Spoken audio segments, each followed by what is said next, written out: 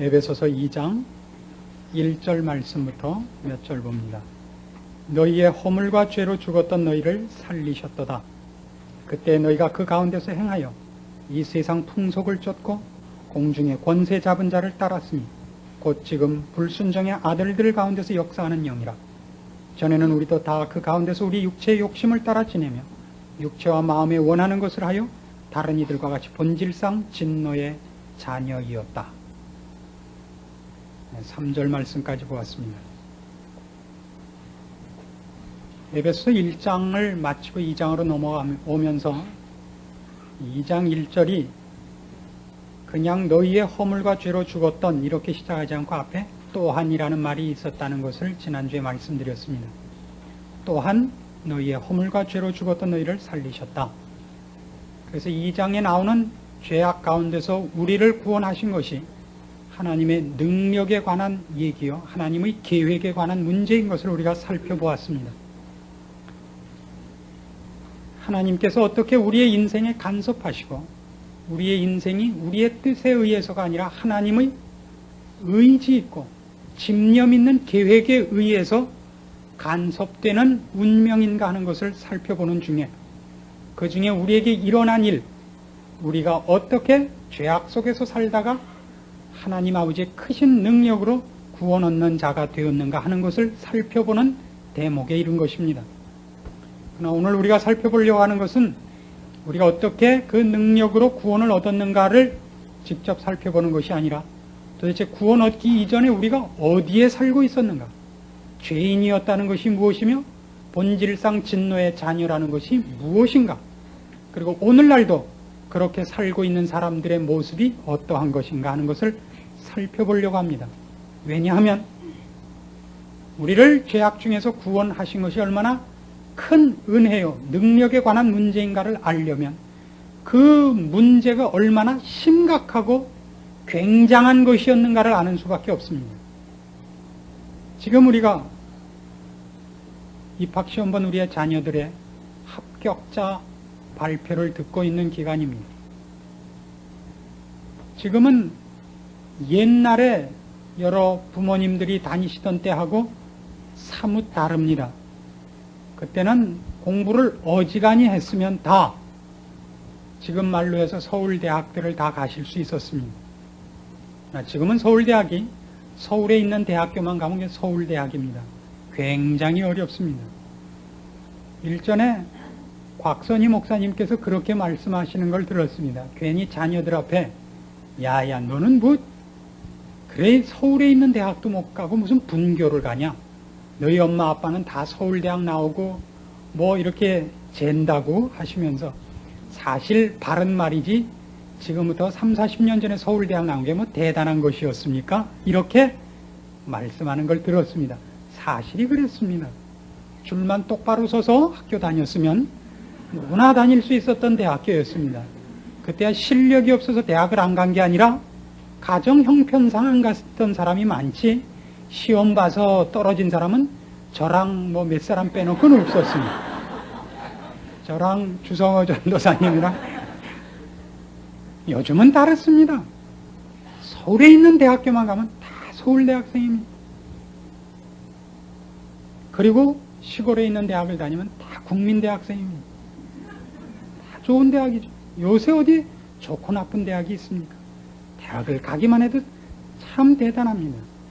여러분 이런 말을 제가 직접 입에 올리는 것을 용서하십시오만 지금부터 한 10년쯤 전이면 우리가 국민대학이니 명지대학이니 하는 이름들을 모르는 사람 많았습니다. 경기대학, 경기고등학교는 있는 줄 알지만 경기대학이 있는 줄은 잘 몰랐을 겁니다.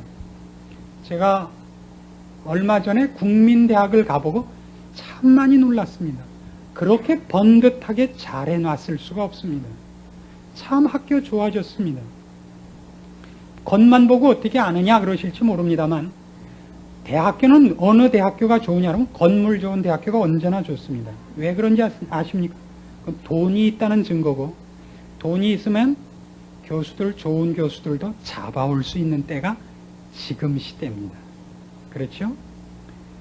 제가 유학 갔던 대학은 한국 사람들은 잘 모르는, 이름을 잘 모르는 신학교였습니다. 그 학교는 괜찮은 학교입니다. 그걸 뭘로 아느냐 하면 저한테 다달이 연락이 옵니다. 지금까지도요. 제가 졸업생이라고 신문이 오고 뭐 소식이 오고, 신문이나 소식이나 뭐 하여튼 그런 게 자꾸 옵니다. 그게 바다 건너 오려면 보통 많이 돈이 드는 게 아닙니다. 그게 그냥 끝없이 날라와요. 무슨 뜻인지 아십니까? 돈이 많다는 뜻입니다. 그 학교가 돈이 많다는 건 좋은 학교라는 뜻입니다. 미국에서는 특별히 더 그렇습니다. 이제 우리가 이 입학 시즌을 지나서, 입학 시즌이 아니라 시험 시즌을 지나서 이제 발표 시즌에 왔습니다. 우리의 자녀들의 발표를 하나씩 둘씩 듣고 있습니다. 시험이 얼마나 어려운가를 알아야 합격한 것이 얼마나 대단한 일인가를 압니다. 30년 전에 대학교 다닌다 그러면 그냥 30년 전에 무슨 학교 다닌다 그러면 그것도 학교라고 댕기나, 돈은 많고 놀기는 싫고 그랬던 모양이지. 그러나 지금은 대학을 다닌다 그러면, 서울에서 대학을 다닌다 그러면 상당히 공부 열심히 했겠구나, 눈치 보느라고 고생했겠구나, 그 생각이 우리 마음에 있는 것입니다. 왜요? 어려워졌으니까요. 구원 문제에서 하나님께서 우리에게 베푸신 능력이 얼마나 큰가 하는 것을 기억하려면 죄악 속에 있었던 것이 무엇이냐부터 밝히는 법인 것입니다. 그래서 오늘 그 얘기입니다. 너희의 허물과 죄로 죽었던 너희를 살리셨다. 근데 도대체 어디 있었던 우리냐 말이에요. 2절에 나오죠. 그때에 너희가 그 가운데서 행하여 이 세상 풍속을 쫓고 공중의 권세 잡은 자를 따랐으니 곧 지금 불순종의 아들들 가운데서 역사하는 영이라. 이 2절 말씀이 죄인들의 삶을 가장 잘 묘사하고 있는 겁니다. 이 세상 풍속을 쫓고 공중 권세 잡은 자를 따랐으니 곧 지금 불순종의 아들들 가운데서 역사하는 영이라.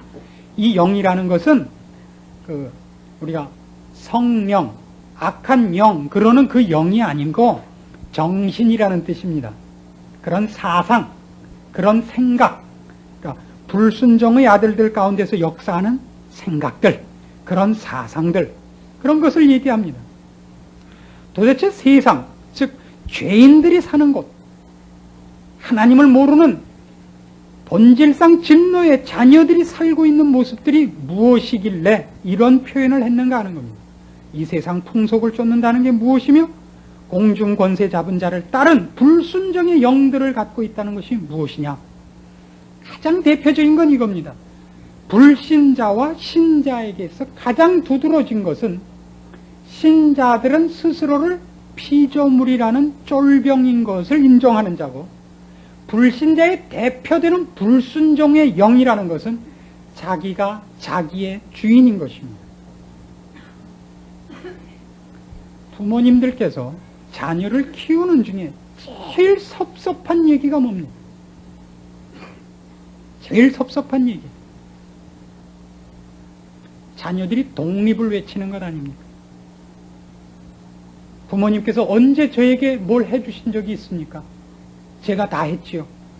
제가 뭐 하려고 그럴 때마다 늘 하지 못하게 해갖고 사실 오늘날 요꼴이 됐지, 내가 그때 그걸 하려고 그런 걸 놔뒀으면 제가 더 잘 됐을지도 모릅니다. 언제 부모님이 저한테 잘해주신 것 있습니까?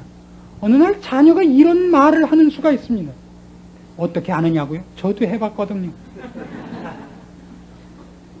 참 이거 해서는 안 될 말인데 그걸 깨닫는 것이 꼭 여러 번 한 다음에 깨닫는다는 사실입니다. 그렇죠? 여러분 자녀가 여러분한테 한 적이 없습니까? 여러분이 여러분 부모한테 한 적은 있죠. 이거 안 한 사람 몇 없습니다. 언제 부모님이 저한테 잘해줬습니까? 언제 부모님께서 저한테 필요한 것 해줬습니까? 그나마 여기까지 온 것도 제가 잘나서죠. 그게 우리가 늘 하는 얘기예요. 우리 말에도 있어요. 안 되면 조상 탓이죠. 잘 되면 내 탓이고요. 인간이 갖고 있는 가장 대표적인 불순종의 아들들 가운데서 역사하는 영이 뭐냐? 사상이 뭐냐? 자기가 자기를 만들었을 뿐 아니라 운명을 책임질 능력이 있다는 자세입니다. 이거를 세상에서 쓰는 말로 휴머니즘이라 그럽니다. 휴머니즘이라 좋습니다. 인간애 그렇게 표현할 땐 참 좋습니다. 인간이 짐승과 다른 양심을 갖고 있고 인간애를 갖고 있는 것으로 휴머니즘이라고 쓰는 데 대해서 누가 뭐라 그러겠습니까? 그러나 휴머니즘이라는 건 근본적으로 인간이 인간의 운명을 책임지고 다른 이의 간섭을 거부하는 자존심입니다. 그걸 1차적으로 불순종이라 합니다. 스스로 태어났다는 겁니다. 손오공 같이, 박혁거세 같이. 부모 없이 태어났다는 거예요. 하나님 없이 스스로 자기가 만들어졌다는 겁니다. 이것이 세상이 갖는 가장 굵은 불순종의 사상입니다. 그래서 나온 얘기가 뭐죠? 진화론 아닙니까? 진화론. 진화론은 들을 때마다 참 재미있습니다. 참 재미있어요. 우리가 무엇부터 출발을 했다고요? 무슨 집신벌레인가? 그것부터 출발을 해서 지금 영장류 속에 우리가 있습니다. 영장류 속에 인간과 누가 같이 들어있죠? 영장류 속에 원숭이, 고릴라 이렇게 같이 들어있어요. 영장류 속에. 왜 그런 얘기가 나오느냐 하면 인간이 갖는 생각 중에 논리성과 과학이라는 것이 그걸 만들어내는 것이 아니라 인간을 만들어낸 권위적 차원에서의 주인이 있는 것을 거부하려는 사상이 만들어낸 겁니다. 진화론 얘기만 나오면 가장 재는 사람들이 있죠. 생물 선생님들. 진화론만큼 어처구니 없는 얘기도 없습니다. 제가 유학 갔던 학교에서는 그 학교 자체에서 진화론을 안 가르치고 창조론을 생물학과에 가르칩니다. 대학과 신학원에서만 그러는 게 아니라 대학 과정에서도 그렇습니다. 그걸 주 정부에 계속 문의를 하고 있는 중이었습니다. 허락을 아마 그때 곧 받아낸다 그랬는데 잘 모르겠습니다만 우리나라에도 창조과학회라는 게 있습니다. 대단한 그 학회가 있습니다. 그래서 그 창조과학회에서 중고등학교 교과서에 생물에 진화론과 함께, 진화론도 학설이고 창조론도 좋다, 학설이라 그래도 좋으니까 대등한 두 개의 양대 학설이 있다는 것을 동등하게 취급해 다오, 이걸 제시하고 있고 교과서를 만들어서 매년 문교부에 제출하고 있습니다. 아직은 채택되지 않고 있습니다만. 쉽게 얘기해서 성경적으로 얘기할 때 인류가 몇 년 된 겁니까? 창조된 지 성경적으로 대강 따져서 한 6,000년 됐다 이겁니다. 근데 과학적으로 조사를 해보면 이 세상이, 지구가 단위가 어떻게 되죠? 세상이 생겨난 단위가 몇 억 년입니다. 몇 억 년 전에. 다른 건 다 그만두고 이런 생각을 한번 해보세요. 아담이 처음 만들어졌을 때 아담이 어린애로 만들어졌습니까? 어른으로 만들어졌습니까? 어린이로 만들어졌어요? 어른으로? 어른이었을 거라고 생각합니다. 왜 그렇게 생각하십니까? 그가 만들자마자 모든 동물들의 이름을 지어줍니다. 그렇죠? 그리고 하와를 만들어줄 만큼 컸다는 얘기입니다. 그렇잖아요? 생후 1개월 됐는데 시집장가 보내진 않았을 거 아니에요. 하여튼 30세 가까이 되지 않았겠는가 봅니다. 그러면 진화론자가 오늘 막 만든 아담을 만나보고 아담이 몇 년 전에 생겼다 그러겠습니까? 30살 난 아담을 만난 진화론자가 아담을 보고 아담은 태어난 지 몇 년 됐다, 30년 됐다 그럴 거 아닙니까? 실제는 언제 태어났어요? 그 날 태어났단 말이에요. 지구도 그래요. 하나님이 지구를 만드셨을 때, 처음 만들 때 몇 살짜리 지구를 만들었는지 우리가 모르는 겁니다. 근데 그거를 그날 만든 날 하나님이 그러니까 10억 년짜리 지구를 오늘 만드셨어요. 그럼 진화론자가 보면 이 지구는 몇 년 전에 생겨났다 그럴 거예요. 10억 년 전에 생겨났다. 아까 아담 얘기는 그저 30년만 틀리지만 지구 얘기로 가면 벌써 억대로 틀려나가는 겁니다. 근데 그렇게 저 사람들이 생각을 잘못했다. 그러니까 이렇게 가서 설명을 하면 될 거라고 생각하지 마십시오. 사람은 목적론적인 법입니다. 자기가 우기고 싶은 걸 합리화시키는 사람이지, 족속이지, 생각을 제대로 했더니 결론이 이게 나왔다는 아닙니다. 그런 사람 없습니다. 이 교회에서 제일 재미있는 게 뭐냐, 여러분? 돌아다니는 루머입니다. 그렇죠? 우리 박 목사가 영락교회 후임으로 결정됐대. 뭐 이런 얘기도 돌아다녀요. 대단하죠? 이건 오늘 제가 처음 만든 얘기입니다만.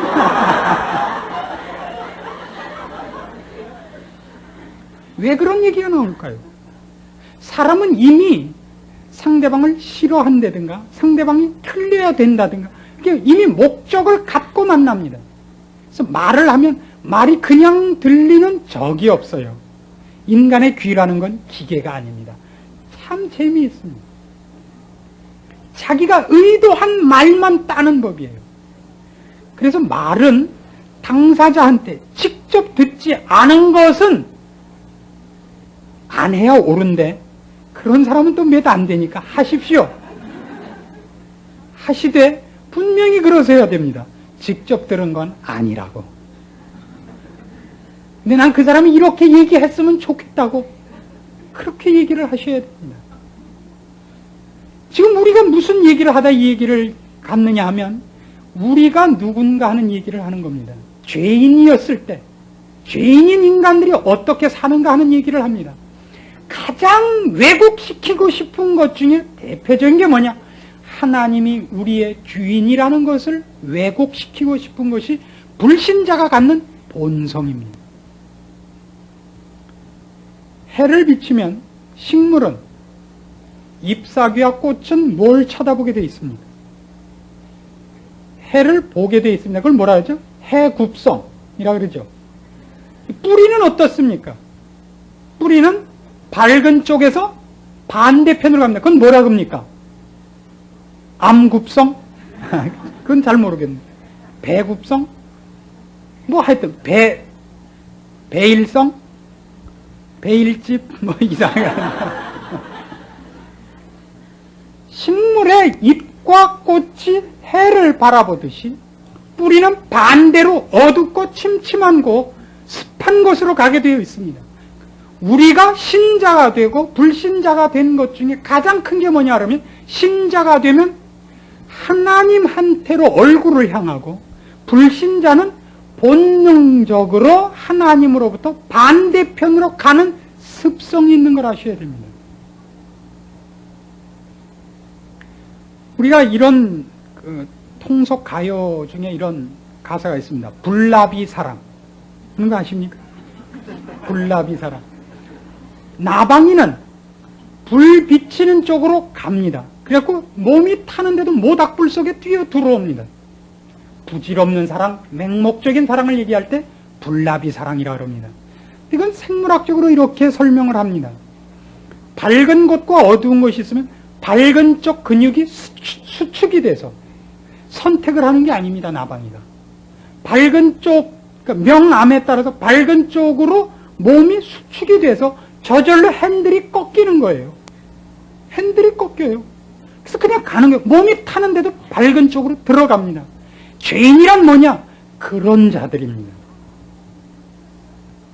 우리가 그 속에서 살고 있었다는 사실을 아십니까? 지금은 그렇지 않습니다. 지금은 어느 쪽으로 근육이 수축되고 핸들이 돌아가죠? 하나님을 향하여. 하나님을 향하여. 그래서 불신자와 신자를 비교하는 것 중에 가장 재미있는 건 이것입니다.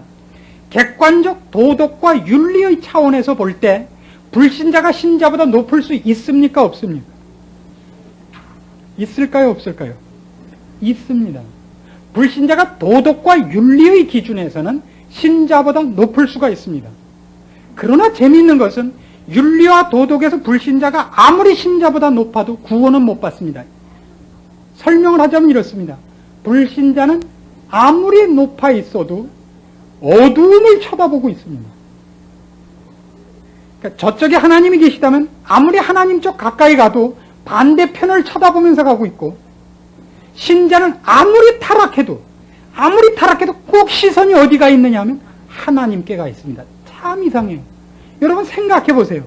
어느 때 여러분이 하나님에 대한 의식이 가장 투철하죠? 타락할 때.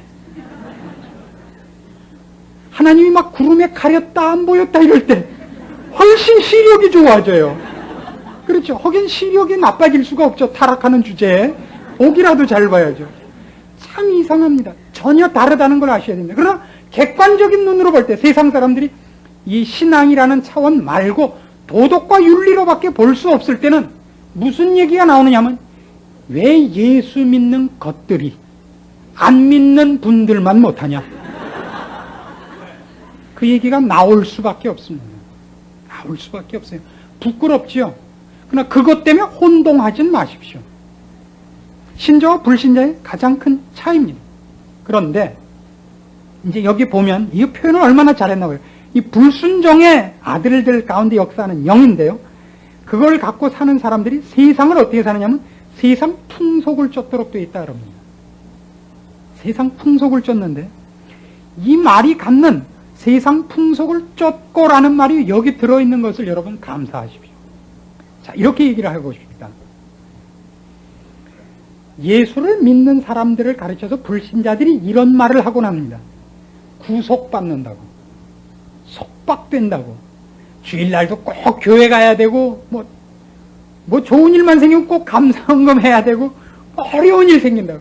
난 그런 게 싫다고 그런 말들을 해요. 안 믿는 사람들이. 그게 제가 하도 어처구니가 없어서 그러는 겁니다. 성경 얼마나 잘 얘기하나 보세요.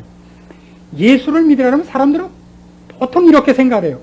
원래 인간은 중립지대에 태어나는데 죄를 지면 지옥에 가고 예수를 믿으면 천국에 간다고 생각하기가 일수예요. 그렇죠?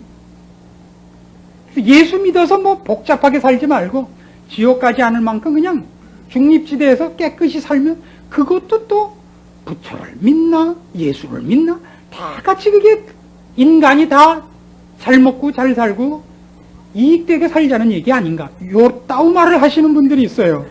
그러나 잘 생각하세요. 인간은 절대 중립지대에 있지 않다고 성경은 얘기합니다. 인간은 두 영역밖에 없습니다. 하나는 하나님의 통치권에 있든가, 하나는 사탄의 통치권에 있을 뿐입니다. 근데 재미있는 것은 하나님의 통치 아래에 있는 사람에 대해서는 하나님이 꺼내놓고 너는 내 통치 아래 있고 내 말을 들어야 된다 이럽니다. 꺼내놓고. 그런데 사탄은 한 번도 자기가 통치권자라는 것을 나타내지 않습니다. 꼭 감춥니다. 그리고 뭐라 그러냐면 나는 너에게 자유를 줬다 그래요. 꼭. 교회 같은 데 묶이지 말고 뭐 예수 믿느냐 어쩌니 그러지 않고 그냥 네가 네 인생의 주인이 돼서 행복하게 멋지게 살아봐라. 요렇게 꼬십니다. 근데 성경은 얘기를 하는 거예요. 아니다. 너희는 세상 풍속을 쫓는 자들이다 그래요. 그래서 몇 가지 예를 들어봐요.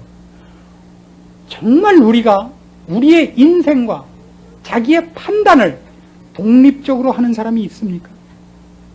이 세상에서 제일 무서운 게 뭡니까? 여러분, 이 세상에서 제일 무서운 게 뭡니까? 호랑이입니까?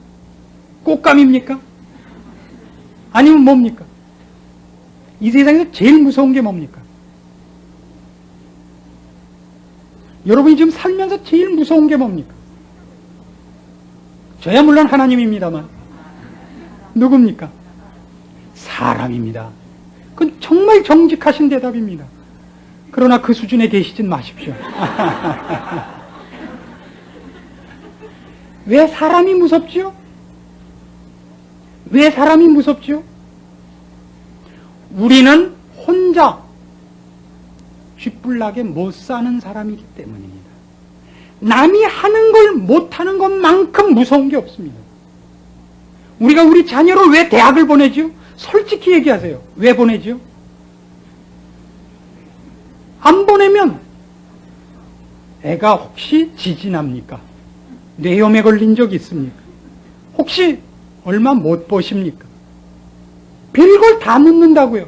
그래서 사실은 자녀의 행복은 둘째 문제고 보내놔야 마음이 편해요.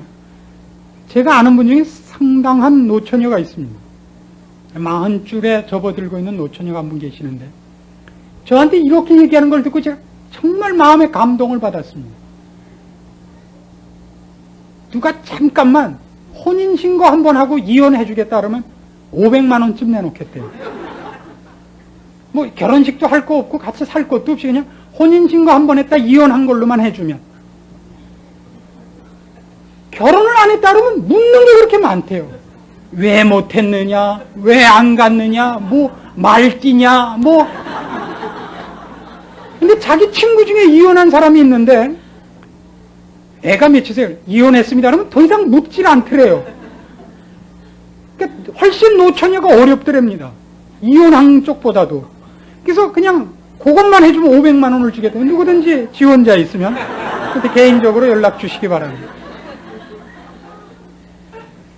우리의 제일 무서운 자는 사람입니다. 그게 뭐예요? 사람들이니까 세상입니다.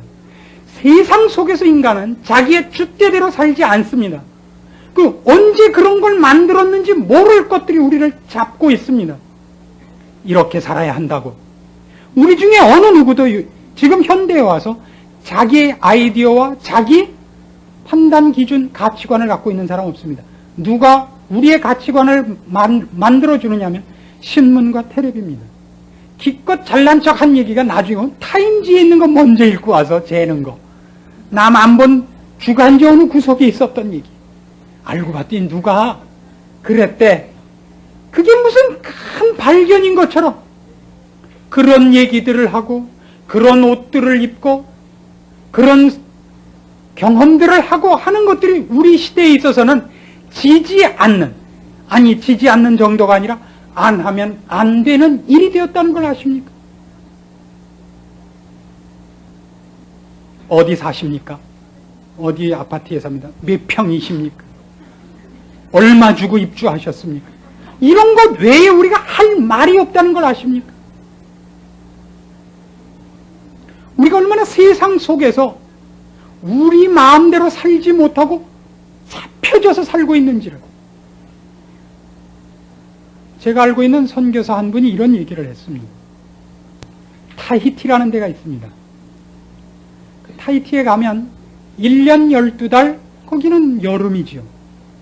늘 수영복 차림으로 해변가에 가서 놀고, 그래서 서구 사람들은 타히티를 가는 게 평생의 소원입니다. 그걸 가기 위해서 몇십 년씩 돈을 모아서 한 달을 놀러 가는 겁니다. 혹은 일주일, 사흘이라도 좋다. 갑니다. 1박 6일 이렇게 가죠. 어떻게 5박 6일을 해요? 돈 모아갖고 억지로 한 번 갔는데 하루도 안 자고 6일을 뜬 눈으로 놀아야 될 거 아니에요.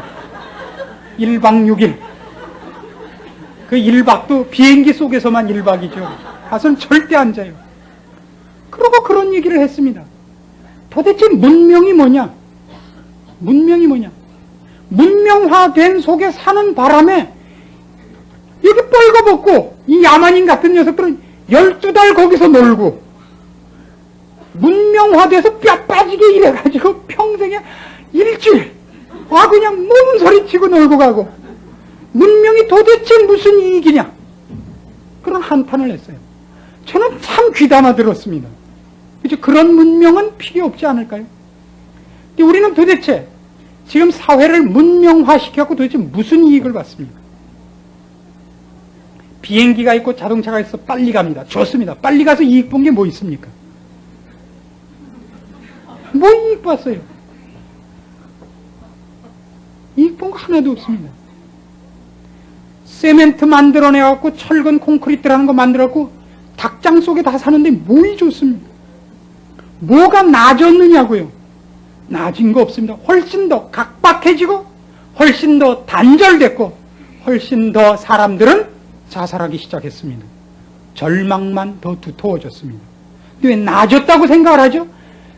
나아져야 된다고 스스로를 부추기고 있는 겁니다. 인간들은 끊임없이. 우리가 실패했다 그러면 누가 옳았다가 돼요? 인간들이 실패했다 그러면 하나님 말씀이 옳았다가 됩니다. 죽었다 깨도 그건 하기 싫은 거예요. 그래서 어떻게 해요? 지고 있고 실패하고 있는데도 불구하고 끊임없이 잘 되고 있다는 겁니다. 잘 되고 있대요. 이게 세상입니다. 사탄이 우리를 세상 속에 묶어놓아서 그 뺑뺑이를 도는 바람에 정당한 말씀을 들을 틈도 없게 해놓았었고, 어떤 사람에게는 세상 사람들 눈으로 볼 때 자랑스러운 걸 줘서 자기 도취에 빠지게 하거나, 혹은 그것을 잡으려고 애를 쓰느라고 이쪽 문제를 까먹게 하거나, 혹은 거기에 좌절해서 일로 돌아올 틈 없이 자폭하게 만들거나 하는 것으로 하나님과 진리로부터 우리를 단절시키고 있다는 사실을 직시하셔야 됩니다. 그래서 예수를 믿는 사람들 중에 이런 답을 하는 사람이 의외로 많다는 걸 아십니까? 제가 그때는 쓸데없는 것에 정신이 팔려 있었습니다. 제가 눈이 멀었었습니다. 이제 알고 보니까 그게 무의미하다는 걸 알겠습니다. 그 말을 하는 사람이 많다는 걸 아십니까? 참 많죠.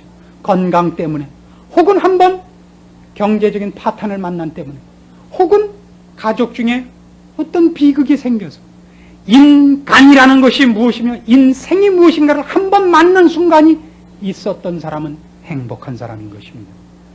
우린 거기서 갑자기 정신을 차린 사람들입니다. 어떻게 해요? 하나님께서 그 속에서 우리를 꺼내주셨기 때문입니다.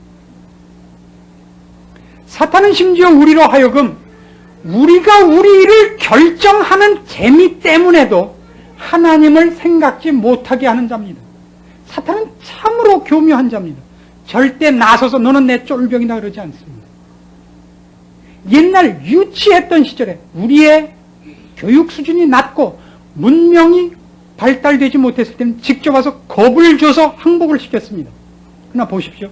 문명이 발달하면서 교육 수준이 올라가면서 직접적인 사탄의 작업은 꼬리를 감춥니다. 옛날에는 시골에 가면 도깨비 장난이라는 게 심심치 않게 있었습니다. 그게 없던 얘기가 아닙니다. 사실입니다. 귀신들이 나오고 실제로 그랬습니다. 그래서 귀신 앞에 절하게 하고 그에게 맹종하게 했습니다. 근데 이젠 그런 방법을 안 씁니다. 왜요? 그렇게 하는 것이 이익이 아니기 때문에 그러는 겁니다. 과학이 발달하면 귀신을 몰아내고 사탄을 물리칠 힘이 생긴다는 뜻이 아닙니다. 사탄이 우리를 자만심과 가능성으로 붙잡고 있다는 것을 직시하십시오. 얼마나 많은 사람들이 그의 성취와 그의 의지와 그의 가능성 때문에 무릎 꿇는 일을 본능적으로 거부당하고 있는지 아십니까? 예수를 믿으시오 할 때 맨 처음 와서 부닥치는 싸움이 뭡니까? 왜 내가 구걸을 해야 되는가? 그겁니다. 만일 기독교가 5천만 원씩 평생에 그 평생을 통해 5천만 원 이상 내야 구원을 얻는다 그랬으면 지금보다 10배는 더 신자가 늘었을 거라고 저는 생각합니다. 그게 더 쉽기 때문입니다. 그러나 기독교는 그것 요구하는 종교 아닙니다. 그래서 어렵습니다. 그러나 오늘 저녁 우리가 기억할 건 이겁니다. 이 모든 얘기를 종합해서 놀라고 놀라야 할 것은 예수를 믿고 이 자리에 들어온 다음에도 그 버릇이 남아있다는 사실입니다. 교회 안에서 우리가 가장 두려워하는 것이 무엇입니까? 이제 그럼 아까 세상에서 가장 무서웠던 것이 사람이랍니다. 그럼 교회 안에 들어와서 가장 무서운 게 누굽니까? 누굽니까? 그것도 사람입니다. 어떻게 된 겁니까? 도대체가 믿기 전에도 무서웠던 것이 사람, 믿은 후에도 무서운 것이 사람이라면 우리는 하나님 앞에 받은 축복을 제대로 누리지 못하고 있는 것이 사실입니다. 그리고 옛날 세상 풍토가 교회에 그대로 들어와서 오염시키고 있고 부패시키고 있음에도 불구하고 아무도 몰아낼 생각을 안 하고 있습니다. 왜요? 그것이 우리한테 너무나 길들여진 습관이기 때문에 그쪽이 쉬워서 그렇습니다. 그쪽이 쉽습니다. 주를 믿고 교회 안에 들어와서도 그 풍속이 우리한테 쉽습니다. 훨씬 쉬워요. 애를 써야 됩니다. 하나님의 말씀대로 살고 말씀대로 평가되는 것이 교회 안에 풍토가 되도록 만들어야 되는 겁니다. 그래서 우리는 이런 질문을 해야 됩니다. 성경이 우리에게 요구하는 것이, 요구라기보다 다른 단어를 씁니다. 성경이 우리한테 제시하는 것들은 축복입니까? 공갈입니까? 어느 쪽이 많아 보입니까, 여러분? 성경이 우리에게 제시하는 것이 그 톤이 공갈입니까? 축복입니까? 저는 공갈 쪽인 것 같습니다. 그 축복은 분명히 이건 다 축복을 위해서 기록되어 있는 겁니다만 이런 거랑 같다 이겁니다. 우리가 자녀의 축복을 위하여 늘 허허 웃어주지 않는다는 말입니다. 자녀의 축복을 위하여 부모님이 늘 매를 들고 있어야 된다는 말입니다. 그 성경의 톤은 의외로 공갈이요 협박이요 어떤 면에서의 저주입니다. 경고 일변도입니다.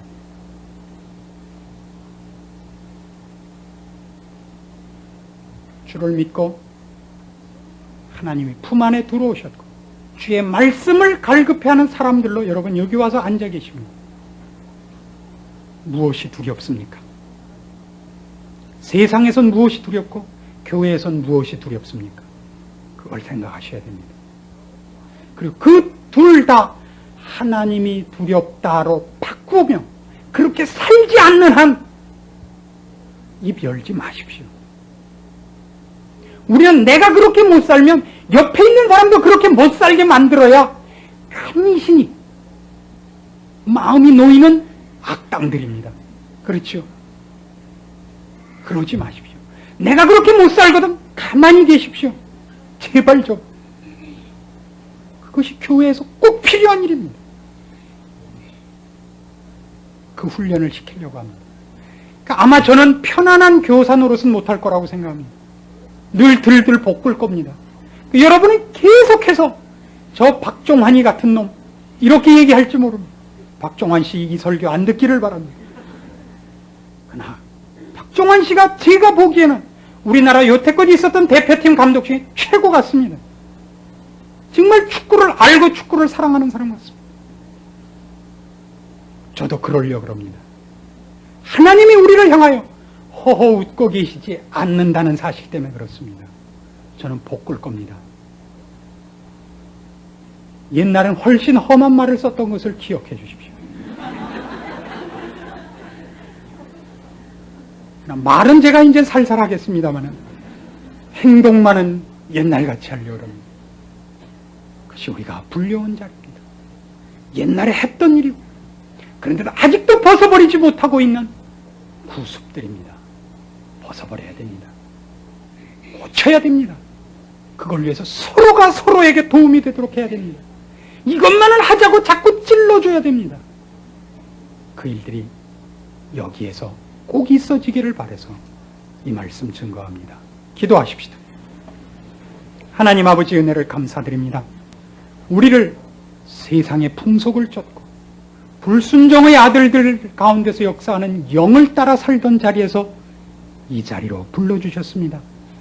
하나님 기뻐하심을 받고 주 예수 그리스도의 보호하심을 받는 복된 자리로 부름을 받아 하나님의 자녀요 영광의 후손이요 영원한 하늘나라를 기업으로 받은 자로 부름받았습니다.